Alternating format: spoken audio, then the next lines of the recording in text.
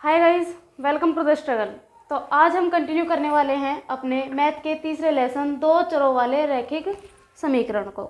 तो दो चरों वाले रैखिक समीकरण होते क्या हैं, किस तरह बनते हैं, ये तो हमने अपनी पिछली वीडियोस में देख लिया है। आज हम देखेंगे इन्हें सोल्व करने की कितने मेथड होते हैं, कितनी विधियाँ होती हैं। तो दो चरों वाले रैखिक समीकरण को सोल्व करने के लिए हमारे पास दो विधियाँ होती हैं। पहली कौन सी है? पहली है ग्राफीय विधि और दूसरी है बीजगणितीय विधि।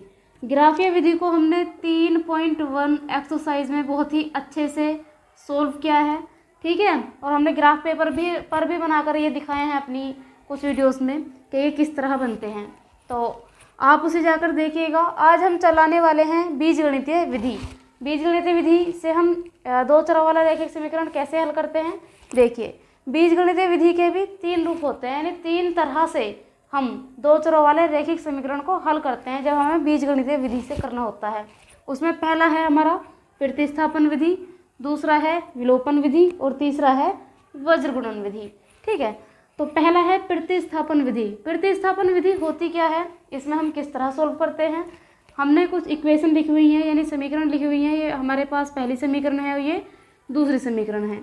तो ये हमारे पास दो चरों वाले रैखिक समीकरण हैं। रैखिक समीकरण में अगर हमें करना है प्रतिस्थापन विधि से इसे हल, तो हम क्या करेंगे। प्रतिस्थापन विधि होती है जब हम समीकरण में किसी भी एक चर को प्रतिस्थापित करते हैं ताकि दूसरे चर का मान हम निकाल सकें। तो दूसरे चर का मान निकालने के लिए हमें किसी भी एक चर को प्रतिस्थापित करना होता है। कैसे, देखिए। जब x plus y is equal to 5 है, इसमें अगर मुझे एक चर यानी x का या y का किसी का भी मान निकालना हुआ तो दूसरे को क्या करना पड़ेगा, प्रतिस्थापित करना पड़ेगा। तो अगर मुझे x का मान निकालना है तो मुझे y को ले जाना पड़ेगा इधर। तो 5 यही है और y इधर जाके क्या हो गया, माइनस का हो गया। तो ये हमारे पास हो गया x बराबर, यानी x का मान हमारा निकल चुका है, ठीक है। तो ये मेनली होती है हमारी थर्ड समीकरण। थर्ड समीकरण फर्स्ट और सेकंड हमें दी हुई होती हैं क्वेश्चन में, और थर्ड हम इस तरह निकालते हैं जब हम अपने एक चर का मान निकालते हैं। अब ऐसे समझिए कि जो x का मान निकलता है या y का मान निकलता है उसे हम दूसरी समीकरण में रखते हैं, ठीक है। x का मान समीकरण 2 में रखने पर, तो या तो हम कह लें कि तीसरी समीकरण का मान हम दूसरी समीकरण में रखते हैं, या फिर हम ये कह लें कि x का मान अगर हमने x का निकाला है तो x का, y का निकाला है तो y का, दूसरी समीकरण में रखते हैं। अब हमने सेकंड समीकरण में ही क्यों रखा, क्योंकि हमने फर्स्ट समीकरण से ये मान निकाला है, तो हम फर्स्ट समीकरण में इसे नहीं रखेंगे क्योंकि ये उसी समीकरण से आया है, तो इस तरह हमारा सोल्व नहीं होगा। अगर हम फर्स्ट समीकरण से मान निकाल रहे हैं x का या y का, तो उसे सेकेंड समीकरण में रखेंगे, और अगर सेकंड से निकाल रहे हैं तो उसे फर्स्ट में रखेंगे, ठीक है। यानी हमें सबसे पहले उतारनी होगी अपनी सेकंड समीकरण। सेकंड समीकरण ये है। अब x का मान रखना है समीकरण सेकंड में।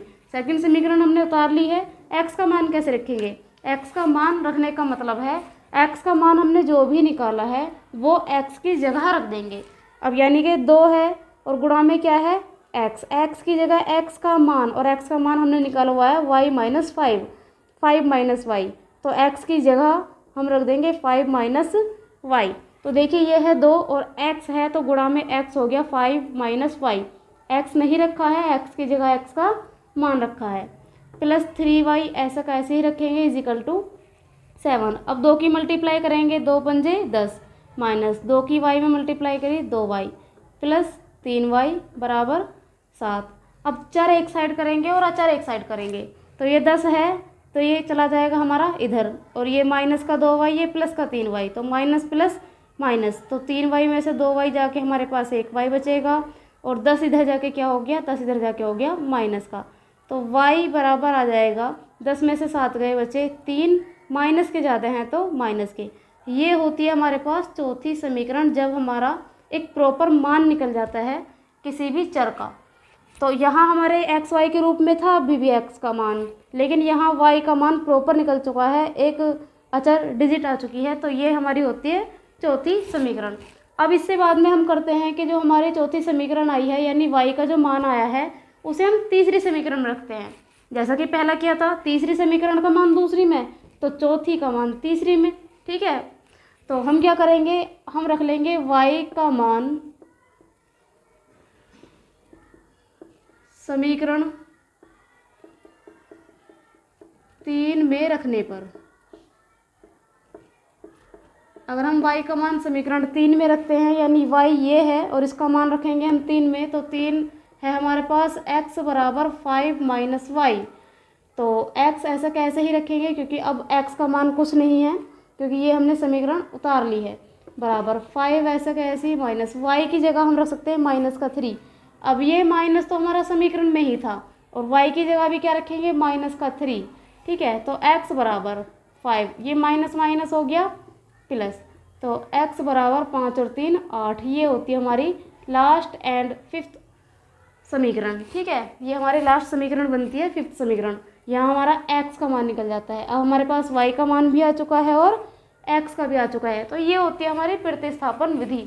हम इसे जांच करके भी देख सकते हैं कि हमारे x और y के मान सही आए हैं या नहीं। अगर हमें जांच अगर करनी होगी तो जांच करने के लिए हम या तो पहली समीकरण ले लेंगे या दूसरी, कोई सी भी समीकरण ले सकते हैं। ठीक है, तो पहली समीकरण अगर हमने ली तो x plus y is equal to 5, ये हमारे पास पहली समीकरण है। जांच करने के लिए x का मान x की जगह और y का मान y की जगह, x का मान 8 था 8 रख दिया, प्लस y का मान था माइनस का 3, तो y की जगह रखेंगे माइनस का 3 is equal to 5, plus minus क्या हो गया माइनस, 8 में से अगर 3 माइनस करेंगे तो 5 बराबर 5। हमारा RHS और LHS दोनों बराबर आए हैं, इसका मतलब हमने जो अपने मान निकाले हैं x और y के वो बिल्कुल सही हैं। तो ये होती है हमारी प्रतिस्थापन विधि। इस तरह हम प्रतिस्थापन विधि को हल करते हैं। एक्सरसाइज 3.3 में प्रतिस्थापन विधि के काफ़ी क्वेश्चंस दिए हुए हैं। ठीक है, तो उसमें पहला क्वेश्चन क्या है हमारा, तो प्रतिस्थापन विधि है और पहले का भी पहला। ठीक है, 3.3 के पहले का भी पहला क्वेश्चन जो दिया हुआ है वो है हमारे पास x plus y is equal to 14, और सेकेंड समीकरण है x minus y is equal to 4। ठीक है, प्रतिस्थापन विधि से हल करना है, वही बात है, एक चर का मान निकालना होगा दूसरे को प्रतिस्थापित करके। तो हम निकाल लेते हैं पहली समीकरण से, ये होगी फर्स्ट समीकरण, ये होगी सेकेंड। तो पहली समीकरण से हम x का मान निकाल लेते हैं, x plus y is equal to 14 है, तो x बराबर 14, ये y प्लस का था, इधर आके क्या हो जाएगा माइनस का, तो ये हमारे पास आ गई तीसरी समीकरण। हमने क्या किया है इसमें, हमने इसमें मान निकाला है x का। अब हम क्या करेंगे, अब हम करेंगे, अगर हमने फर्स्ट समीकरण से मान निकाला है तो अब हम इसका मान सेकंड समीकरण में रखेंगे, और अगर सेकंड समीकरण से निकाला होता तो फर्स्ट में रखते। तो x का मान समीकरण सेकंड में रखने पर, तो समीकरण सेकंड है x minus y is equal to 4। X का मान हमारा आया है 14 माइनस वाई, तो ये x का मान हुआ और माइनस का y इज इक्वल टू 4, तो ये माइनस का y है, ये भी माइनस का y है, माइनस माइनस हो गए plus, 14 minus 2y is equal to 4। अब ये 4 इधर आएगा तो माइनस का हो जाएगा, ये 2y इधर जाएगा तो प्लस का हो जाएगा, ये बचा 14 minus 4 is equal to 2y। 14 में से अगर हम 4 माइनस करेंगे बचेगा 10 इज इक्वल टू 2y, और 2 से अगर भाग देंगे तो y बराबर आ गया हमारे पास 5। ये y का मान भी आ चुका है प्रॉपर, और हमारे पास चौथी समीकरण भी आ चुकी है। अब हम क्या करेंगे, y का मान जिस तरह तीसरी समीकरण का मान दूसरी समीकरण में रखा था उसी तरह चौथी समीकरण का मान तीसरी समीकरण में रखेंगे, यानी x का मान हमें दूसरी समीकरण में रखा था, y का मान तीसरी समीकरण में रखेंगे। तो y का मान समीकरण 3 में रखने पर, तो समीकरण 3 हमारे पास आई थी x बराबर 14 माइनस वाई। एक्स का मान आया नहीं है, अब ऐसे रखेंगे 14 ऐसे के ऐसे, और y का मान क्या है हमारे पास 5, तो y की जगह रख देंगे हम 5, तो 14 माइनस 5 इज इक्वल टू 9, तो हमारे पास x का मान भी आ चुका है कितना 9। तो ये हमारी हो चुकी है लास्ट एंड इक्वेशन हो चुकी है हमारे पास ये 5वीं, ठीक है। और 5वीं जो कंडीशन आ जाती, जो समीकरण आ जाती है, उस पर हमारी प्रतिस्थापन विधि खत्म हो जाती है।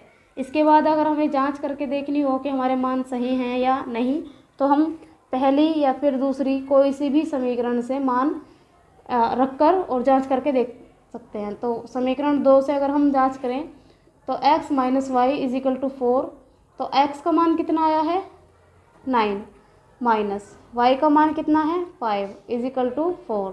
तो 9 में से 5 माइनस करने पर 4 इज इक्वल टू 4। तो ये हमारा RHS और LHS दोनों बराबर आ चुके हैं, यानी हमने जो x और y के मान निकाले हैं वो बिल्कुल सही हैं, ठीक है। ये होती है हमारे प्रतिस्थापन विधि, बहुत ही ज़्यादा सरल है। अगर 1-2 बार वीडियो आप देखेंगे तो आपको इजीली आ जाएगी, ठीक है। इसमें काफ़ी सारे और क्वेश्चंस दिए हुए हैं जिन्हें आप करके देखिए। ये प्रतिस्थापन विधि है। विलोपन विधि हम अपनी नेक्स्ट वीडियो में कवर करेंगे, तब तक आप इसे अच्छे से पढ़िए।